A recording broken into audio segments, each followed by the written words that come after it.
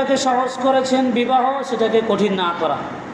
রাসূলুল্লাহ সাল্লাল্লাহু আলাইহি ওয়াসাল্লাম ডাক দিয়েছেন, ইয়া আইয়ুহাশ শাবাব মান ইসতাতা'আ মিনকুম। তিনি ডাক দিয়ে বলেছেন, হে যুবকরা, তোমরা বিবাহ করো যদি সামর্থ্য থাকে। তো বিবাহ বহু কারণে এখন কঠিন, তেলমহরের মাধ্যমে কঠিন করা হয়েছে। আর আমাদের মাথায় যে শয়তান চেপে বসেছে, তার নিজের পায়ে দাঁড়াতে হবে। কিসের পায়ে দাঁড়াবে? নিজের পায়ে। এই যে শয়তান আমাদের ভিতরে চক্রান্ত ঢুকে দিয়েছে, শয়তানি বুদ্ধি, নিজের পায়ে না দাঁড়ালে বিবাহ করা যাবে না, ছেলে হোক মেয়ে হোক, তাই না? রিজিকের মালিক কে? আল্লাহ। তো যারা বিবাহ করবে তাদের রিজিকের মালিক কে? ওমর ইবনে খাত্তাবের একটা হাদিস আছে, রাসূলুল্লাহ বলেছেন, যে বিবাহ করে আল্লাহ তাকে ধনী বানানোর দায়িত্ব নিয়ে নেয়। সুবহানাল্লাহ পড়ে। তাহলে কেন বিয়ে দিচ্ছে না ছেলে মেয়ে? আল্লাহ রসুল বলেছে, আল্লাহ কোরআনে ডাইরেক্ট বলেছে, যে বিবাহ করবে তাকে ধনী বানানোর দায়িত্ব কার? আমার। সুবহানাল্লাহ পড়ে। আল্লাহু আকবার। আল্লাহ নিজে দায়িত্ব নিচ্ছে। কিন্তু আপনারা কি করতেছেন? আপনাদের ছেলে মেয়ে আছে, ভাই বোন আছে, বিবাহের ব্যবস্থা করতেছেন না।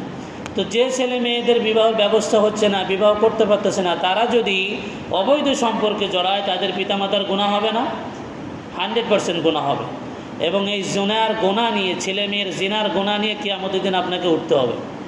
ছেলে মেয়ে যত জিনা করবে, পিতামাতার মাথায় সেই গুনাহ যাবে কি যাবে না? 100% যাবে। এই জন্য বিবাহকে সহজ করতে হবে। বাংলাদেশে বিবাহ দিন দিন কঠিন হয়ে যাচ্ছে, আরও কঠিন হবে সামনে। এতে করে যুবক যুবতীদের চরিত্রের অধঃপতন হবে। এনজিওওয়ালারা খুশি হবে।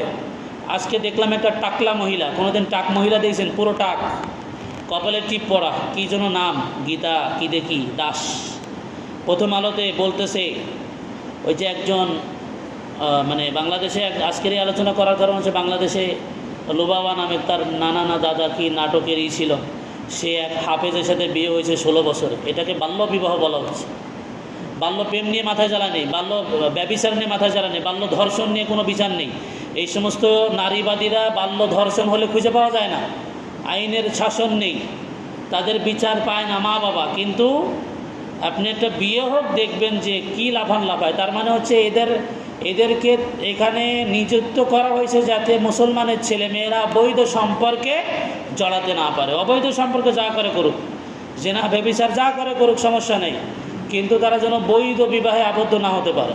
হ্যাঁ, এইটা হচ্ছে খুব